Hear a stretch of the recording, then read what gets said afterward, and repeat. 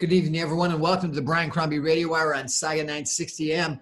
I have the privilege every Monday through Friday at 6 o'clock on 960 AM or streamed online at www.saga960am.ca of bringing you interviews with fascinating people. And one of the smartest gentlemen I've had the privilege of meeting over the years, and one of the people that is sort of the best read on a lot of things to do with COVID-19 and business and economics and health, etc., is Nizar Mawani, who is a businessman that has spent a fair amount of time in business in Canada, but for the last 5 or so years has been spending his time in Africa. And we've done a show previously on Africa and African business, but also on how the pandemic COVID-19 is impacting Africa. But today I wanted to sort of broaden, and Nizar has been sending me a plethora of articles and YouTube videos and other things about COVID-19. And Nizar, thank you for joining us. And tell me if I could, how do you think we're doing so far? I think that the question is related to Canada or on a global. I'll answer first on Canada. I think specifically the government and the opposition leaders they have their act together. And for the most part, the cooperation is there between the three levels of government. And I think that the key leadership is a prime minister who has taken the bull by the horn. And his very latest decision that he took was to keep the borders closed between United States and Canada. And as you know, the day before, President Trump had announced that he was thinking of opening. And the very next day, we had our prime minister take the bull by the horn and said, no, wait a minute, we're going to be shut for next 30 days. I think that's a single smart decision that I can attribute that the prime minister has got the control, and he's making every effort to control the situation. So I'm a little bit worried about what's going to be happening in the United States. I think that all the pressure from the Republican Party, from the right wing, on President Trump, and his talking about opening up business maybe as early as May 1st in some states may end up having a real negative impact with a second wave or not flattening the curve or whatever it is. And so I agree with you. I think closing the borders and making sure that whatever happens in the United States doesn't flow through to Canada is critical and important. That said, do you really think that Canada is doing that much better than the United States? You take a look at the graphs, and we're doing better on the graph in the United States on a per capita basis, but not much better.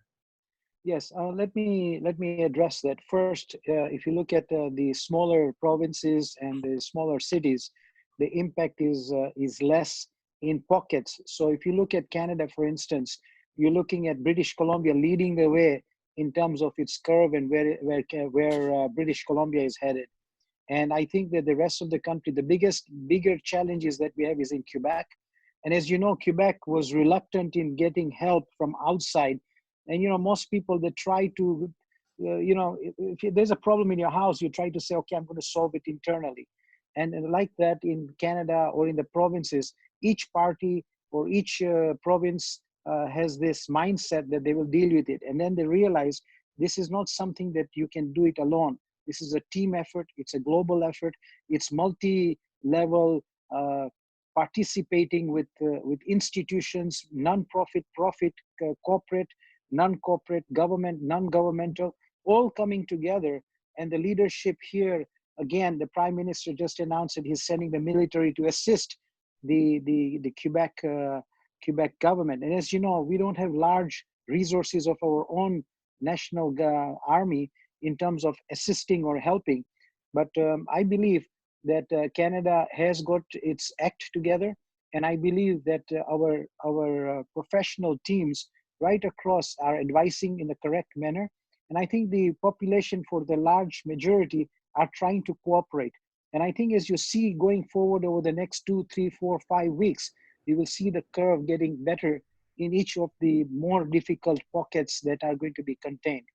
And I think that as the country starts to open up, it will probably open up effectively by not opening entire country, but opening pockets of it. So for example, in Denmark, they started opening up the schools.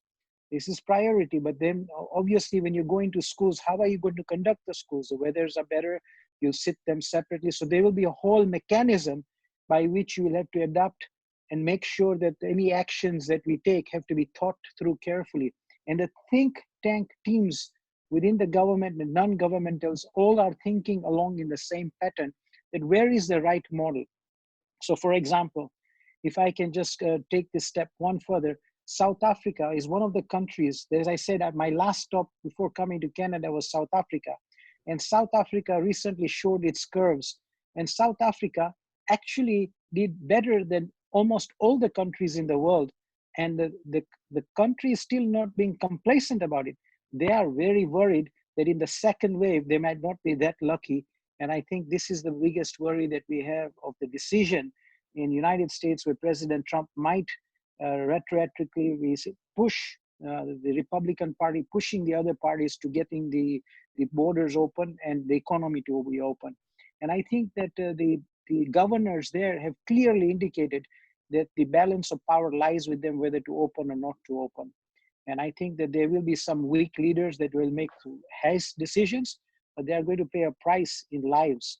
So I think here common sense will prevail.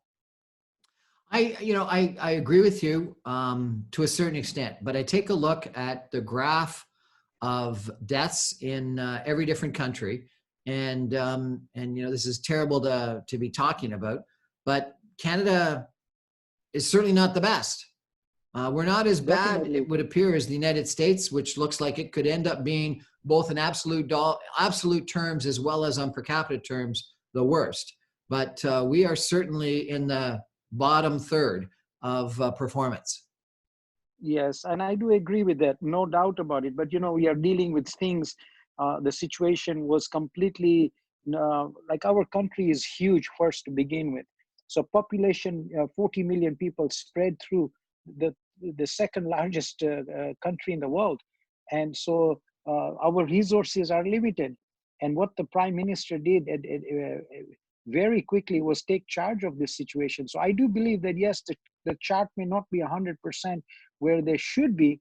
I believe that Canada will emerge closer to other countries, models that have been successful, such as South Korea, such as Singapore, Vietnam. But I think those countries, for example, if you look at South Korea, much smaller and much, they have been closer to these fights, and they've been through these difficult scenarios, Vietnam.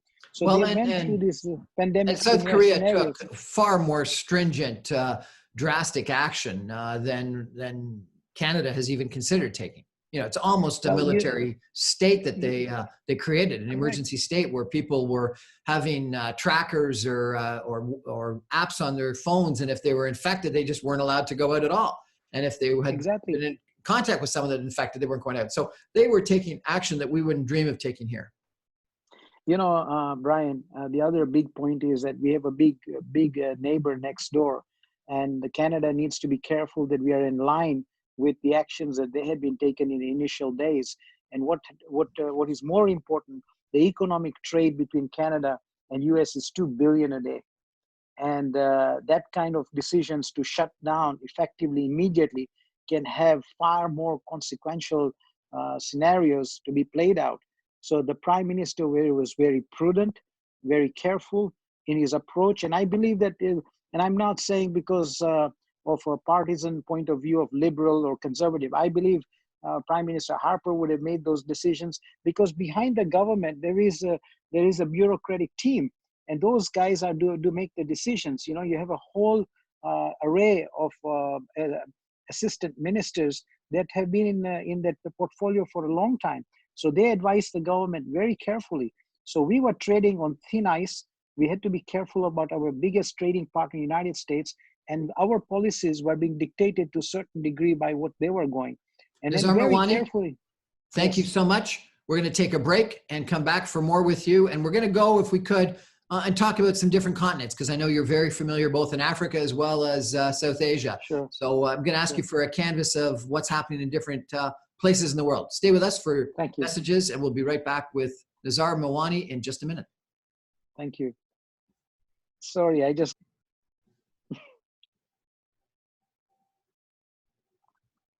Well, welcome back to the Brian Crombie Radio Hour, Saga 960. We're chatting with Nizar Mawani, an international businessman who spent a fair amount of time in the Middle East and a fair amount of time in Africa in business as well as travel, and is very involved in politics. And so he's one of the people that I really respect. He's incredibly well read, sends me an article every 3 hours, if not more often, on what's going on. So Nizar, maybe we can talk about Africa to start with. What you were warning me is that the virus had got to Africa later than elsewhere, and that it's starting to ravage the continent now. Tell me what the numbers are in Africa and what the response is. Well, I think in Africa, first of all, the first wave hasn't hit like it's hit Western Europe or North America. I think the African governments were very prudent. As I was telling you, that I was traveling to various capital cities, and they had robust capacities at the airport to ensure that they were putting anybody, they didn't take any chances, and they had systems in place that stopped the virus from getting into the widespread scenario where it is today. However, there's some serious risks associated with that. What you're going to see is that if the second wave comes in, or if the governments are not strong enough to contain the first round, then they're going to have a serious problem. As you know, that their medical and the health facilities are nothing compared to what we have here out west. I think that the recent article from McKinsey states that the number of beds per capita, United States and Canada and the Western world have more than like 30 times the amount of beds per 1,000 people. Do you think Africa learned though from prior epidemics, and so therefore responding more rapidly and more forcefully than the Western countries have been? Definitely, but they've learned their lessons. They're more quicker to respond, but their resources are limited. So the first choke is a financial choke. Their national debt is so high. Yeah. And that starts, if you look at the results, how does that happen? It's because of their interest rate. While you're paying interest rates here of 2, 3, 4, 5%, 7%, they are paying 18, 19, 20, 22% plus the cost. So it starts with the financial check today. And this has been happening. Yeah, it's for the last, the average interest. So high. The interest rate, any business person paying there, or any mortgages anybody has, they have a tremendous amount of cost associated to it. And, while the West says, okay, that the risks are higher, so the borrowing should be higher, we have the leverage of what we have in the G7 or G20. They don't have those capacities to mobilize all the funds that they have. But I can tell you one thing with certainty. Africa is very, very rich and resourceful. It has an amazing capacity of human resources. And I believe that if they were on a same playing field as the West today, getting the same amount of stimulus packages, I think Africa would be a model. People would be just looking on to and saying, wow, is this really what's taking? And it will take place. It's just a matter of time now. Africa is really catching on to this game. But you're saying that Africa just doesn't have the fiscal capacity to enter into these type of stimulus programs.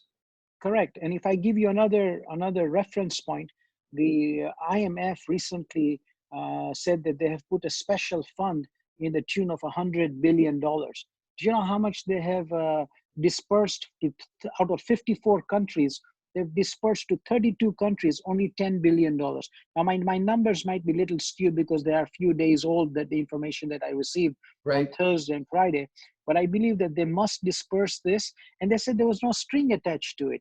So listen, you can't just give the money and say there's no string attached. You have to have it allocated towards the current virus spreading scenario. So they have to spend the money in the right resources. But they almost have to spread some of it before, if we want to have the right impact. We've had this huge commitment just in the United States to New York State, but now the virus is flattening, it would appear, in New York State and growing elsewhere. And so the money and the funds and the hospital beds and the ventilators and the testing and the masks have got to start going where the problem is. Exactly. You almost got to, it's the old Wayne Gretzky line about you got to know where the puck is going and shoot to where the puck is going rather than where the puck is. And I worry that too much of what we've been doing is playing catch up all the time. Exactly. There is no proactive result as the situation calls for. But I Now think that, tell me about different countries in Africa, if you could, or different areas. So, I think my sense is that South Africa is the most developed, would have the most hospital beds, and so therefore would be most able to combat an increase in infections. But Central Africa, West Africa, Northern Africa, how are they set? well, let me address that. It's a very good question, Brian. What you see is just as much as like China is protective of sharing information of the real numbers and the real data and the cover-ups, Africa is the same. You have 54 countries.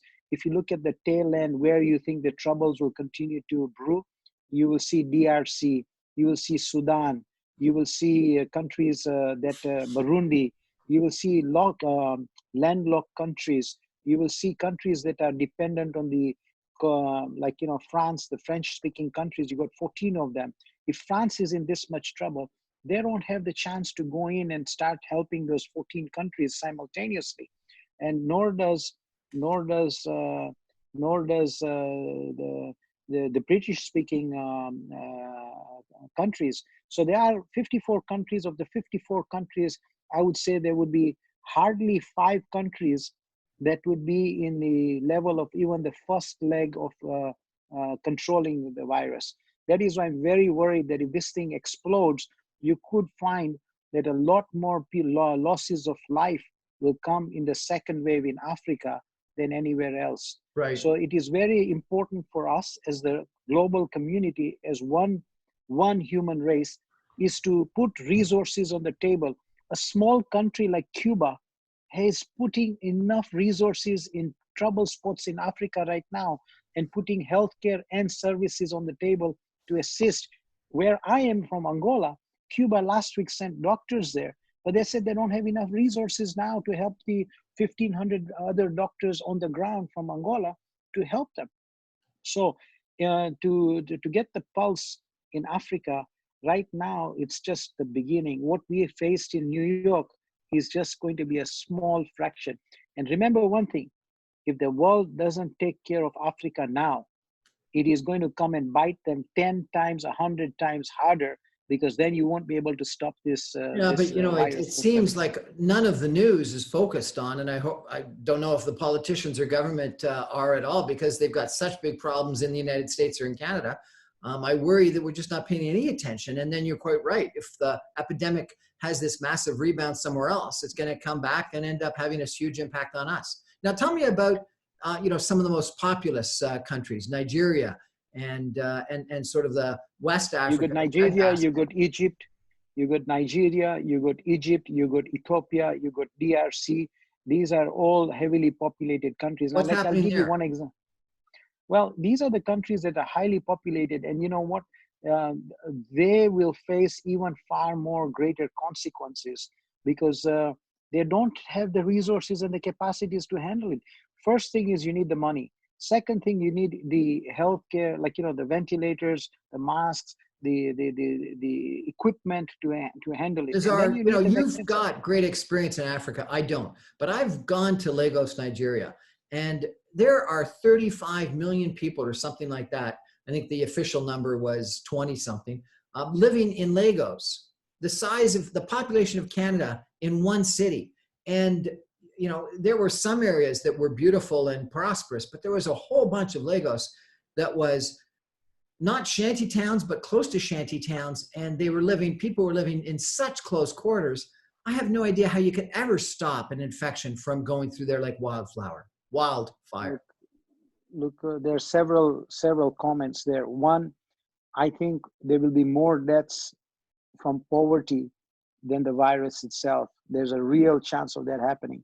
The second thing is that the governments will fall because the populations are not going to be able, you'll not be able to contain them. How can you hunger if you have to feed your family? And most of these jobs that they have, whatever they earn at the end of the day feeds the entire family.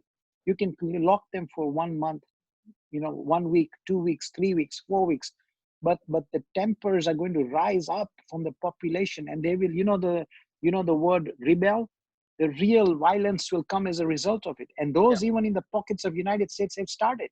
If you see what has happened in Washington, people are actually demonstrating for the opening of pockets of United States or rest of United States. So, and those kind of things in Africa will happen, in Europe will happen. That is why the governments are really worried. The military is put on stand guard to make sure that the military can contain these people. Okay, but But you tell me Nizar, come something, on, Brian. seriously. I walked through markets. They wouldn't let me go into them because they said it was completely unsafe.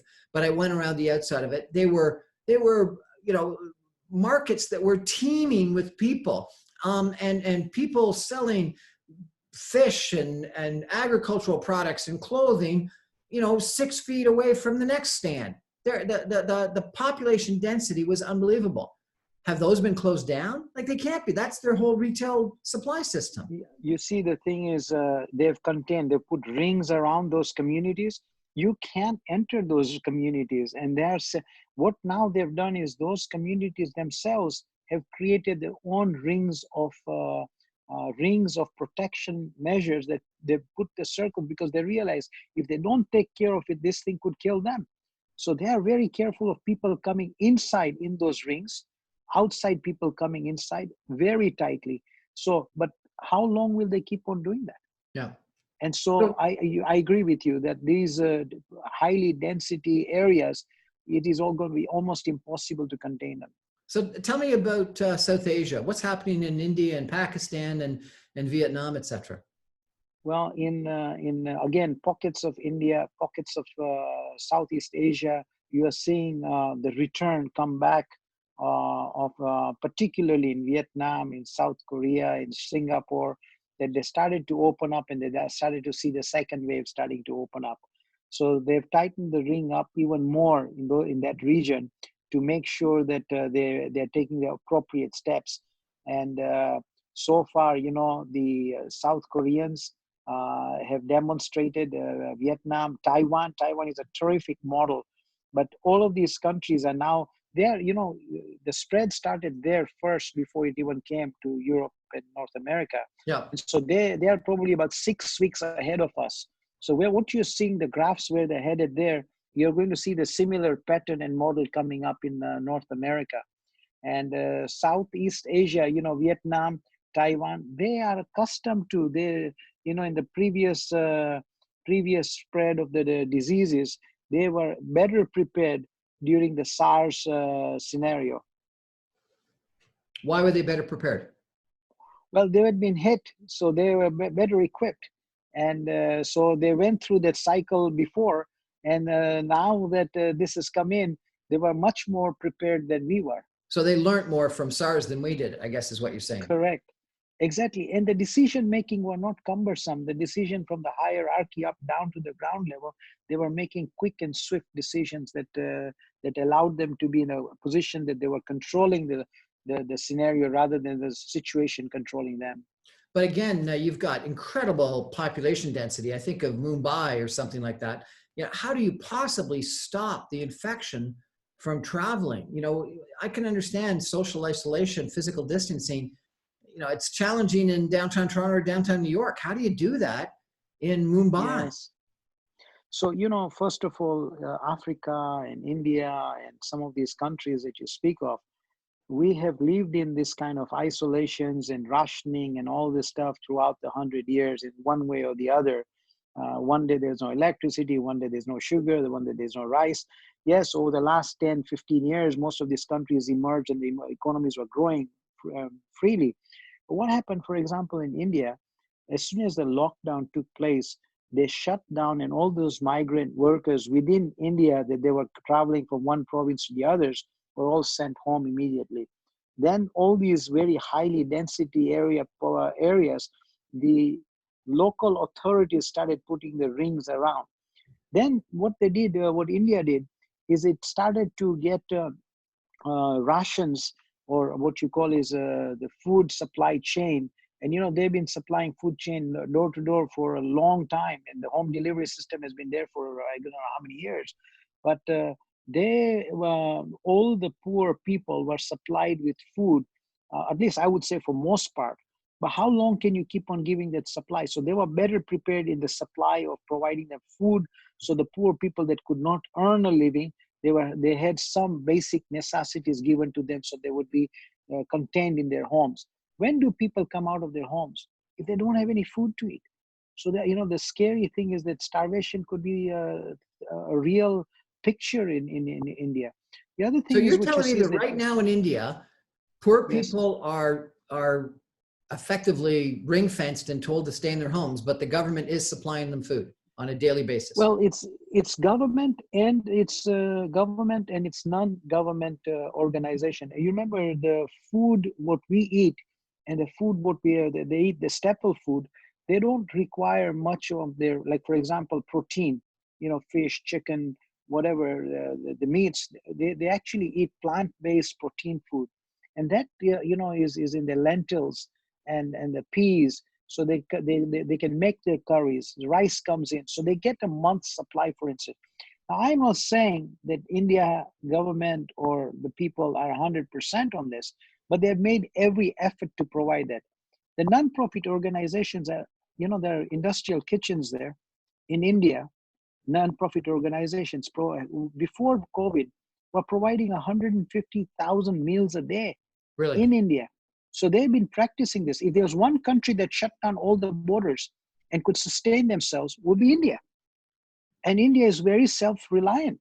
Well, And the so it's a graph that community India that, has is actually surprisingly flat right now. So I guess they're doing a good job. Anyway, Nizar, we're going to take a break for some more messages and come back, and I'm going to switch from some of the health issues to some of the economic issues. Stay with us for Nizar all right. Mawani and a global view of what's going on with COVID-19. Just a minute. Stay with us.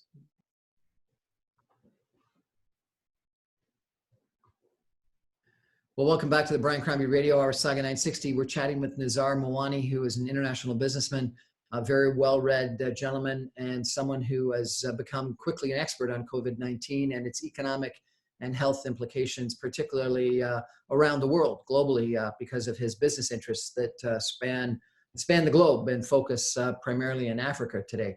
Nizar, let's switch from the health issues that we've been chatting about to economic issues, because I do think that the health issues is sort of this first wave of impact, but very quickly thereafter you've got the economic impact. And I had a money manager on my show this past week who said that he thought the economic impact would be greater than the Great Recession and might be comparable to the Great Depression. That unemployment levels, bankruptcy levels, lack of growth in GDP or decline in GDP are going to be comparable to what was incurred in the Great Depression.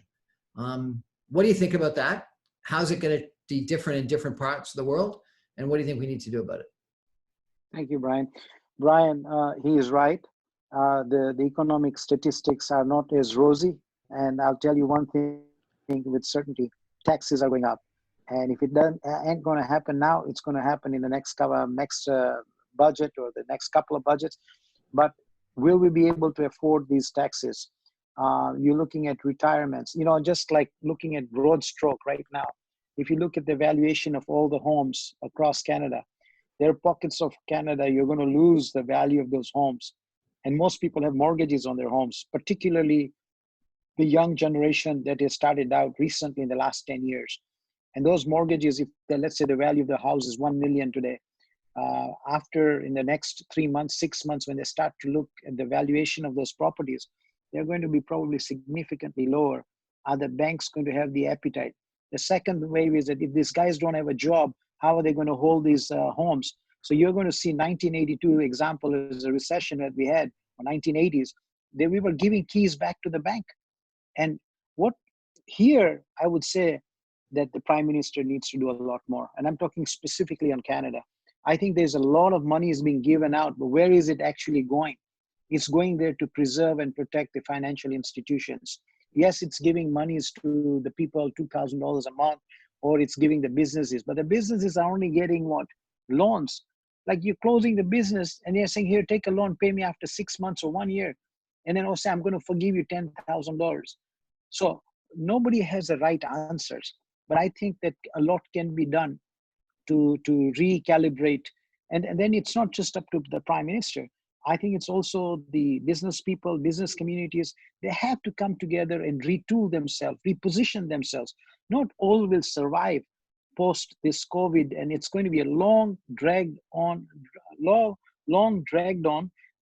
in terms of taking back to where we are, to bringing where we want to be. So Canada for sure definitely needs a lot of work in this particular area. And I think that there's going to be costs associated with the prices going up on inflation. I think interest rates at some stage are going to go up. Maybe if we follow the graph of what Japan has for 20 years, they've had almost 0% interest.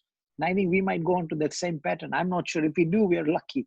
Yeah, And, so I think that interest rates are going to stay low. That's the one and strongest vehicle that the central banks have to manage the economy and to provide stimulus to the economy. I think that given all this unemployment, there's no chance that inflation is going to go up. I think inflation, both from a wage standpoint, but also from an energy standpoint, are going to be low. I am a little bit worried about commodity prices, but I think that they're also going to be low because the supply chain seems to continue to be working. So I'm more worried about deflation than I am about inflation.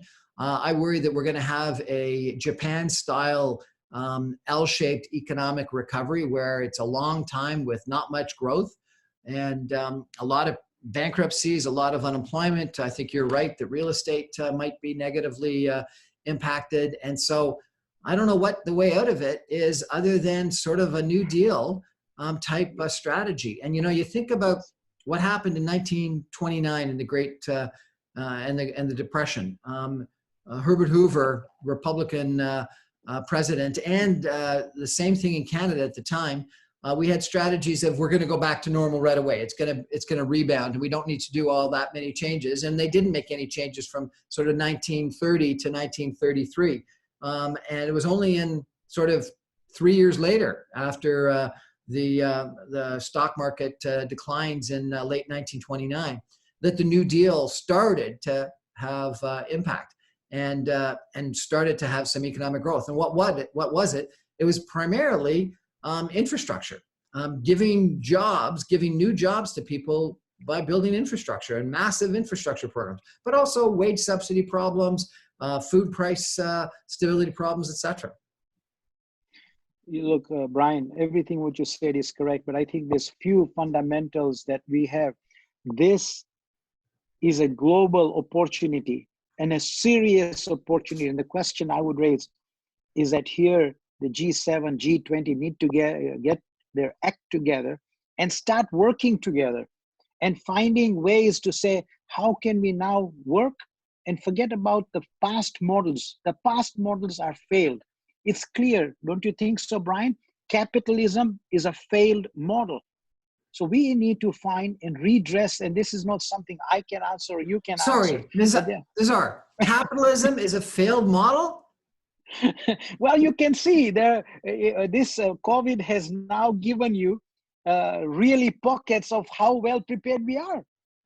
And I really think that this is a subject matter that the G7, G20 really need to take the bull by the horn and make sure that, listen, this is an opportunity to recalibrate. Look at where our laws are.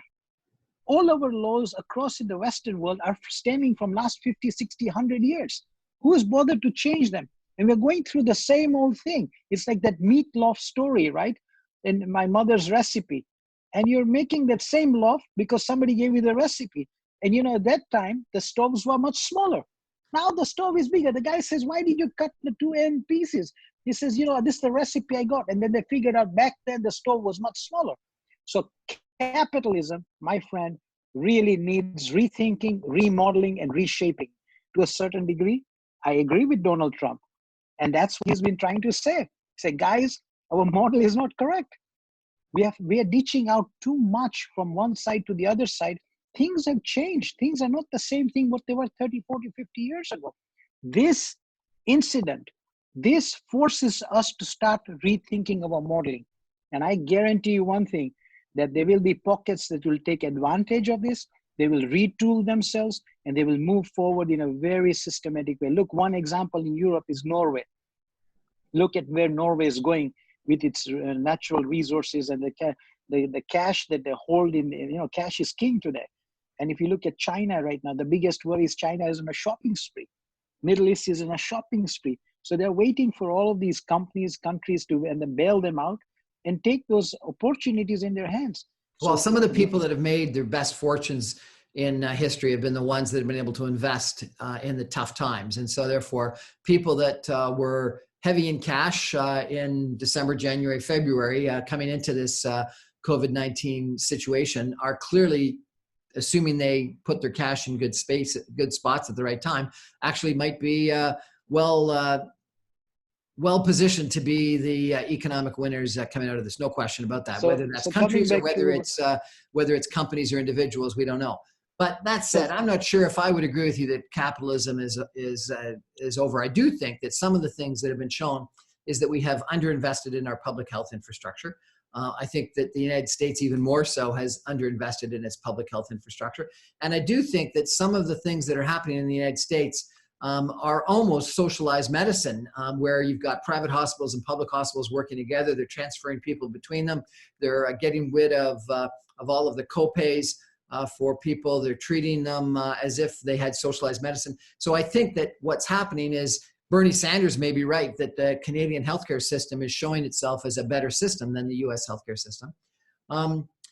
And I do think that one of the negatives is that this globalized market that we've created over the course of the last generation has been bastardized, harmed by nationalism, where Donald Trump is not allowing 3M to ship masks across the border. And our global supply chains that have led to such economic growth are being severed. And I think that's a negative. And that's exactly what happened again in 1930, is that there was a big wave of xenophobia and nationalism, and people put up trade barriers, and it exacerbated the problem even further.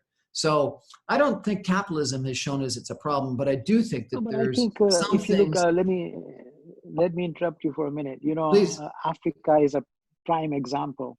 And I showed you the disparities between the West and Africa. You're looking at interest rates of 18, 20, 22% plus the costs of 30% plus. You're looking at the IMF, IFC. You know what they're supposed to do? They're supposed to help these developing countries. They have a $6 billion, $10 billion, $100 billion, $700 billion budget. What are they doing? Well, look at their cost of borrowing. So if you put externally, you are demonstrating that you are out there to help these developing countries, yet internally you haven't changed any of those policies. The second remark I want to give you, Africa does not have debt like we do. Every per household capita doesn't have as much mortgages and credit card debts like we do. So Africa, because of its position, like the population does not have as much debt per capita, will emerge to be stronger. They have young population, 25 and under, around the world. 60% of their population is in Africa.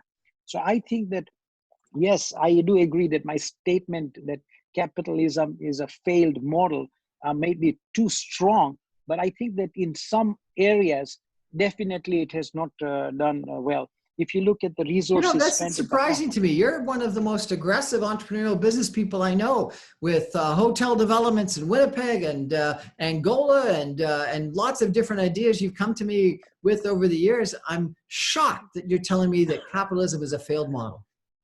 Well, if you look at COVID has really shown the gaps that capitalism has areas to improve and retool itself. Otherwise, I tell you something. I don't think COVID has done anything to show capitalism. I think it has shown partisan politics that has underfunded, and short-term politics that's underfunded public health and healthcare as a mistake, not a failed model, but as a mistake. I don't think that COVID has shown anything on capitalism. Let me go back to the healthcare, for example. If you look at, for example, the Premier of Ontario, the long-term care facilities, they were doing inspections once a year. Out of the number of units that are out there, only 5 or 6 were actually inspected in the past 12 months. And so they were cutting costs. And even if you look at Manitoba, for example, if you look at the provisions that they had, before, the new the premier of Manitoba, as soon as he came in, I'm going to cut this, I'm going to cut this, I'm going to cut. I'm not talking about cutting costs in healthcare. I'm talking about redistributing the assets in the right place in the right Okay, but moment. that's not capitalism. That is right-wing politics that are overly focused on short-term and tax cuts and underfunding the regulatory authority that governments have. And do I agree with you that there should be greater regulation of long-term healthcare? No question. And I had an interview with a gentleman that talked about that almost all of the problems in long-term health have been in what's called the Class C seniors homes, Right. not the Class A or the Right. Class B. And so what there needs to be is more upgrading. Having socialized seniors residences is not necessarily a panacea. I think what we need is better seniors residents. And frankly, some of the people that I know that are in the best situation right now are those that have been actually removed from long-term health care and brought back home and put into cottages and staying in people's homes. Because for a lot of the reasons that people went to seniors' homes, they were because they needed more attention, more health care. That's not there to the extent anymore. And because they wanted interaction with other residents, and that's not there anymore. And so therefore the safest place might be back in the family home, which is more I don't capitalist. disagree with you, but what I'm saying is that, one size doesn't fit all. And for example, if you look at Africa, and that's our bedrock of where I am from originally, and I've been in Canada 40 years now. But when you go to Africa, there are 400 different dialects. There are tribal laws. There are respectable approaches to how to navigate a community. There is not one size that fits all. So if you go to the legal system and say, okay, you're going to use our legal system.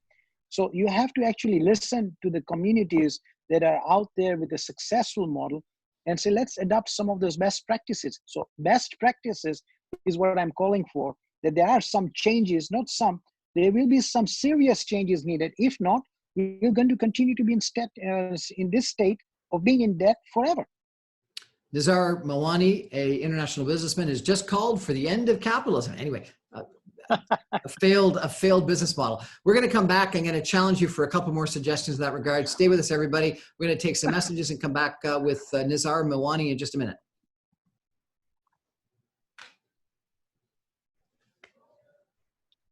Well, welcome back to the Brian Crombie Radio Hour, Saga 960. We're chatting tonight with Nizar Mawani. I get to come to you every night, Monday through Friday at 9:60 a.m. On the AM dial in the Greater Toronto Area, and or streamed online at www.saga960am.ca. Or you can get all of my interviews on podcasts at briancrombie.com podcasts, and or my videocasts at briancrombie.com videocasts. I've had the privilege of interviewing Nizar before, number one, just on what was happening on Africa. And then we also talked a lot about COVID-19 in Africa. And he's really one of the most intelligent, well-read gentlemen that I know, international businessman, been in business in Toronto, in Western Canada, in Africa, in the Middle East, etc. And so it's interesting that he is now saying capitalism is a failed business model. Nizar, let me talk you through a couple of the things that I think should be changed, and let me see what you think, and we'll see what suggestions you've got. So the money that's coming from the federal government today in wage subsidies or unemployment insurance or the monthly checks that people are getting, and or the monthly amounts that are coming out in the United States are more akin to a guaranteed annual income than anything we've had in the past. And I've long been a supporter of a guaranteed annual income. I would have funded it through the tax system, and have tax credits. But I think that whether it's a house over your heads and food in your mouths, there's basic necessities that everyone needs and wants. And then after that, you can then go and end up being more productive. And I worry that when you talk about capitalism being a failed system, we do end up having some people that are impoverished and poor and not feeding themselves on a daily basis and unemployed and falling through the cracks. And we've got more of them today. and there are people that lost their jobs for no fault of their own. It's because of COVID-19. And we come up with a system that's effectively a guaranteed annual income. So that's one program I would put in place, as a guaranteed annual income. Do you agree? 100%. And I would tell you that the most vulnerable society is the elderly. And at least 20% of Canada falls in that category. And I think it's our responsibility is to take care of the most vulnerable of the society. And so, yes, definitely they should be not only guaranteed their income, but their health care should be subsidized, their homes should be subsidized, and they should be given, especially the elderly, they should be taken and given care with the human touch and love. Because I tell you something, I think there are some models around the world that we can port and definitely bring to the table here in Canada. There are other pockets which I think are very equally important. I think that the backbone of any economy anywhere in the world is a small business. Yep. And I think small business, small industries, look at the small shops that are closing down for 2 weeks, 4 weeks, 6 weeks. How are they going to sustain themselves? Whatever they make, they barely make an income, and they're actually paid less than minimum wage if you count the amount of hours they put in the small businesses. Yeah, but I do think that we've over-levered ourselves. And, one of the books I read when I was, in high school or university was James Clavell, Noble House. And there was a protagonist in one of those novels that said the key success factor in life is having F-off money. And the reason why, she said, you always have to know that you can quit a job or withstand a bankruptcy or withstand a problem, and you need to have some money so you can walk away from a bad situation. And, I think that too many companies, too many households, we're living on the edge, paycheck to paycheck, payroll to payroll. Look, I wish I had more time on this, but I'm going to give you a couple of statistics. 80% of all franchise models are failed models. And you see the name Subway, and you see the name Hilton, and you see the name Petro-Canada, and you see the names survive, but the operators are changed in the first 5 years. Is that a model that by which you want to go? Do you know how many people start up the business? So the first owner, 80% chances are for him he's going to fail. Why? Because they're either under capitalized, or they don't have enough information, or whatever it is, the circumstance. So this is one area that we need to really look at and see how are we going to calibrate the new wave of business. The second comment I have is industrialization and going back to manufacturing. And I think that very, very much what was, all the jobs which were going to China 20, 30 years ago, today China is barely keeping up with their own production. And what is happening is they don't have enough to ship out. In fact, they would need more importation. So they're building factories. They've got over 200 factories in Africa right now. So I think first is, let's get our manufacturing going. Look at the gaps where the gaps are. So hold it. So are you suggesting more manufacturing in Canada for Canadians, less global manufacturing? No, I'm saying they should produce for us, and also export. Learn to export, because there's a lot of things that you can export. And particularly where we are right now in a scenario of agro industries, you don't need now 50,000 hectares. You can actually bring in the technologies now, which can the greenhouse, the horticulture, and make as much production in your own backyard. So let's make communities self-reliant with their own products for their own services. Look, Canada, even today, plane loads and truck loads of food are coming from United States. And likewise, products from here are going there. But here it says, once the border closes, how do you survive? And how so do you more sustain self-sufficiency in manufacturing. Correct. And the other thing is our raw materials are going out as an export.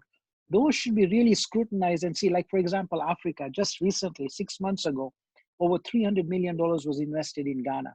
Cocoa seeds were going out, and now they're doing the value-added chocolate manufacturing in Ghana.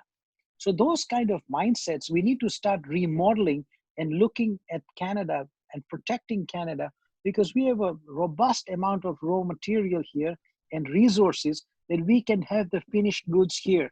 Well, Nizar Mawani, you are one of the most intelligent, best read gentleman I know. Thank you for joining us tonight and giving us your thoughts.